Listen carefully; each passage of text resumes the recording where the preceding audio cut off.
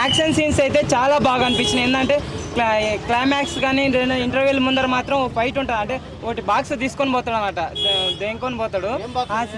అది ఒకటి ఉంటుంది, దేవుంది విగ్రహం. అది అంటే ఒకటి రివీల్ చేసిన, సారీ రిలీజ్ చేసిన. బట్ మూవీ మాత్రం పర్లేదు, ఓ రకంగా ఉందన్న.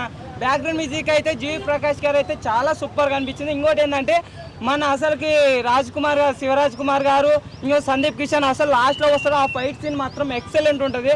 మనకైతే అది అంటే ఆయన ఏమవుతాడు అనేది ఒక సస్పెన్స్ అయిపోతుంది సెకండ్ హాఫ్లో. అలాంటిది లాస్ట్లో వస్తాడు కదా, అబ్బా మామూలుగా ఉండదు. అంటే స్టోరీ ఏంటంటే ఇప్పుడు అంటే కొందరు అంటరాని వాళ్ళు అని గుళ్ళకి రానియర్ ఉంటారు కదా, అలాంటి వాళ్ళకు వెట్రిమాన్ అయితే చాలా తీసిండు.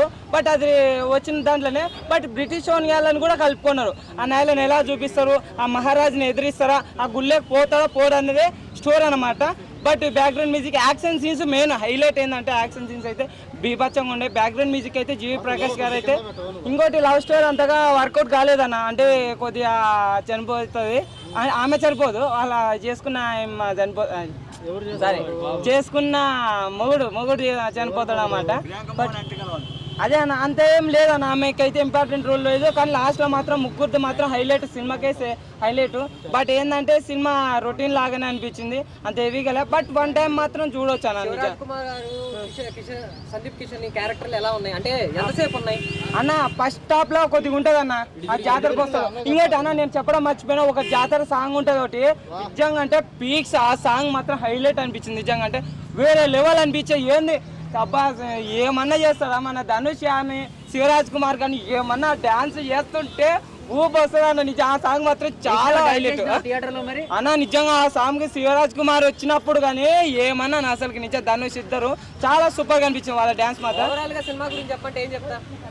పర్లేదు, ఓ రకంగా ఉందన్న. హిట్ అయినట్టేనా లేకపోతే అంటే ఇష్టము పట్టుకి ఇట్టుకు రెండు మధ్యలో ఉంటుంది అంతే అన్నా. ధనుష్ది వాళ్ళ అమ్మ చనిపోతుంది, అప్పుడు నాకు కొద్దిగా ఎమోషన్ క్యారెక్టర్ అంతగా చేయలేదు. ఆడ సాంబార్ నాకు తెలిసిపోయింది సాంబార్ క్యారెక్టర్ అని. అంత సాంబార్ వాళ్ళకి యాక్టింగ్ రాదు, ఏం రాదు. నేళ్ళు అంత సాంబార్ కానీ బిల్లాప్ దిగుతుంటారు ఈ నేళ్ళకి.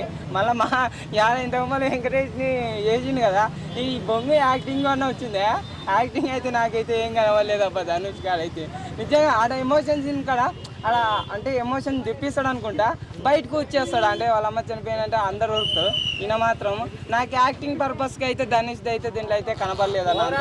శివరాజ్ కుమార్ది బాగా కనపడింది. 2.5